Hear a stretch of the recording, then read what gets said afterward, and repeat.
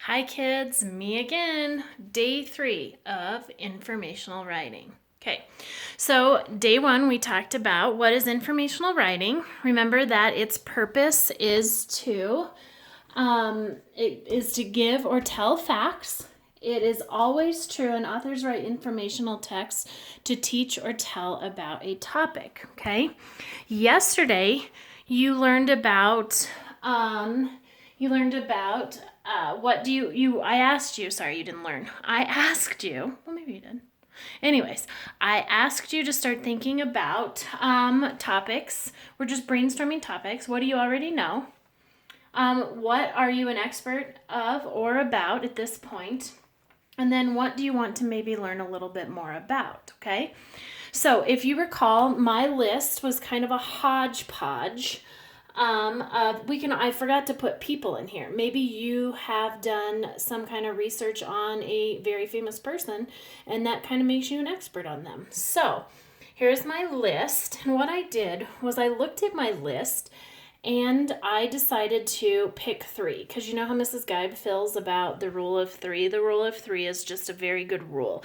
So you can always do more topics if you want to, or start to think about more than 3 topics, but I just kind of want to narrow it down. So looking at my list, I decided that I was going to just narrow it down to the 3 things that I know a lot about already, okay? So now today we're going to focus on narrowing your topic or your ideas. Okay, here again, rule of 3. I kind of included 3 different graphic organizers that you can kind of try out. So this one is called, it's a topic, and then you break out into your subtopics. This is a bubble map, so you have a topic in the middle and then you kind of list this. This is the one I'm going to use because I then can write underneath here when I get to that point. Right now, I just want you to think of the 3 topics that you want to try to move forward. That's what we're going to do today. We're going to move those topics forward. So today, you're going to be thinking about 3 parts of your topic. So a subtopic is a part of an overall topic. Okay, subtopics are more specific. So when you think of a topic, it's very general. So look at my topics. They're very general, right? So here is my example of subtopic and topic. Math. Math is a very general topic. It's very broad. I wrote board, but whatever. It's very broad. There's a lot of things that are a lot of different categories or parts of math. So what I did was I kind of showed you math can be broken down into subtopics of multiplication. Sorry, that'll probably help. Of fractions, geometry, place value. And then within these, you can talk more. Okay? So I'm hoping that you understand that a subtopic is just a more specific part of your overall topic. Okay, drum roll, please.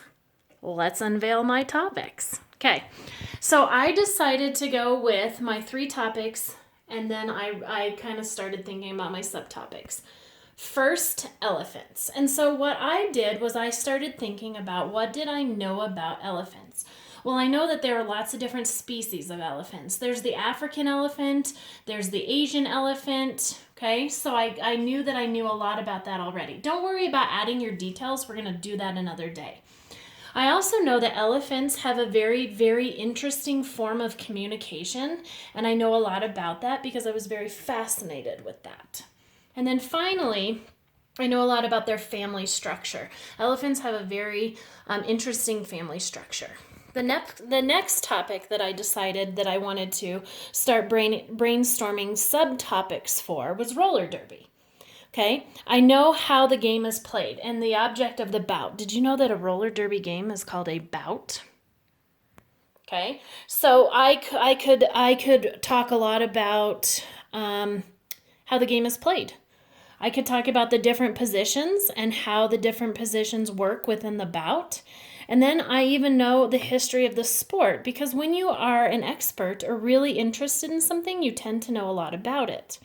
And then finally, I thought, since I have spent my entire life in Colorado Springs, that I knew a lot about Colorado Springs. So this one happens to have 4 subtopics. You can always have more than 3 subtopics, but I don't want you to do any more than like 4, because you will find out that once you start talking about these different subtopics, you're going to have a lot of information, okay?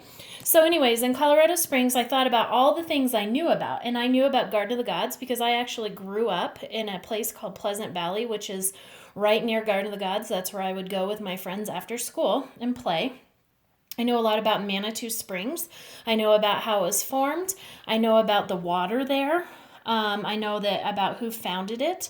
I also know about our city's founder, General Palmer. He built Glen Eyrie Castle. He also brought the railroad here and a lot of trees that are not native to Colorado Springs. And then I also know a lot about the Air Force Academy. So all I did today was I thought about the 3 topics out of my whole list that I know the most about, and I decided to break them into subtopics, okay?